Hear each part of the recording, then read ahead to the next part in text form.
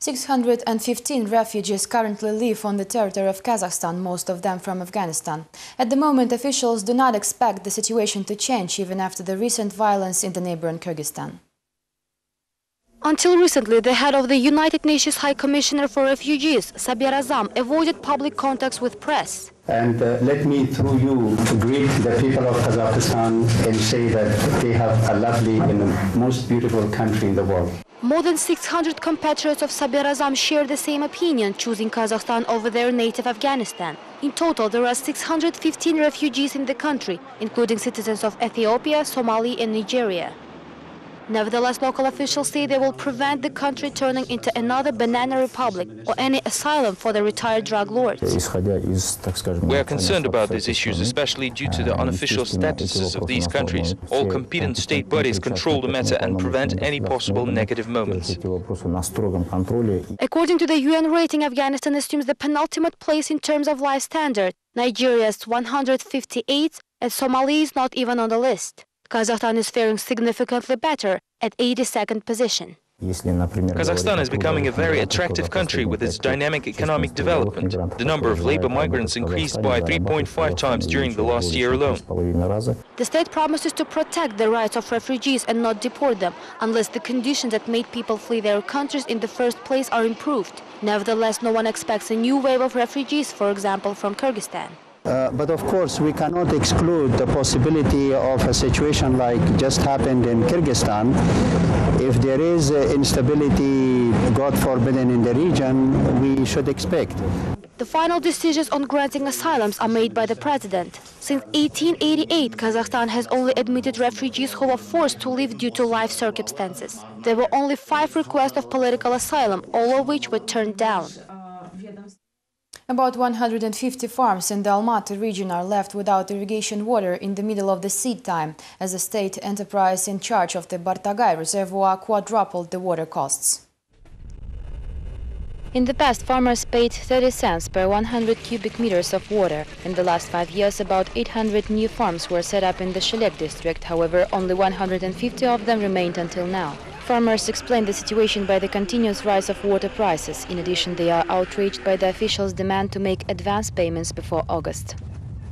Previously, we paid about $150 for everything, whereas this year the price has jumped 4 times. In addition, they say we have to renew our contracts because the limit for water is almost up. Astana has begun celebrating the 65th anniversary of the victory in the Second World War. On Tuesday, the presentation of the restored monument to the fallen heroes was held in the capital suburbs, while charity dinners for veterans were held in the city.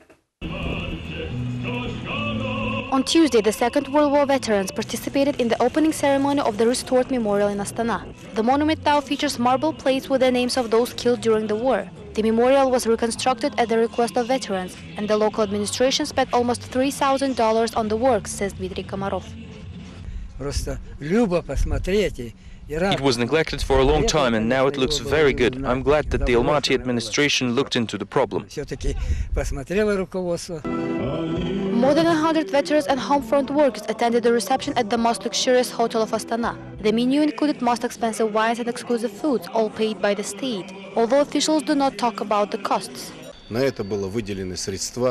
The city administration has allocated budget funds for this event. We paid for the veterans new clothes, gave them allowance of almost $750 and also covered all transportation and housing expenses. Officials also took part in the event, reading poems and singing songs. Every guest was given anniversary medals, money gifts and TV sets. In total, the government allocated about $70 million for the 3-day celebration of the Victory Day. 32 Kazakh veterans will participate in this year's Victory Parade in Moscow.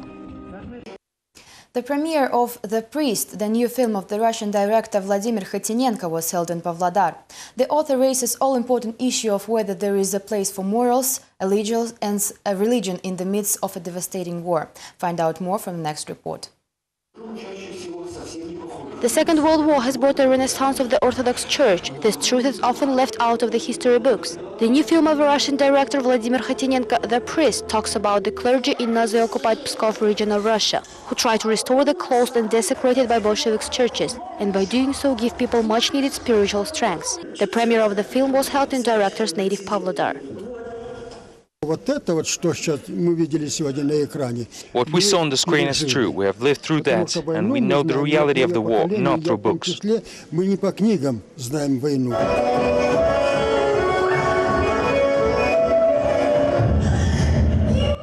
This part of the war history never made it to school readers, and now it is impossible to say whether the clergy turned traitors. The total chaos prevented to tell friends from enemies.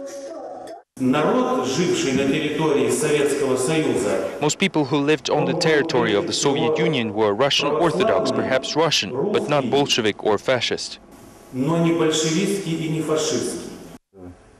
This is the first Russian movie about religion during the Second World War. The director was even awarded for the achievement by the Russian Orthodox eparchy. Vladimir Khatinenko's sister says Sergei Makovetsky, who played the main character, was a joy to watch on the set.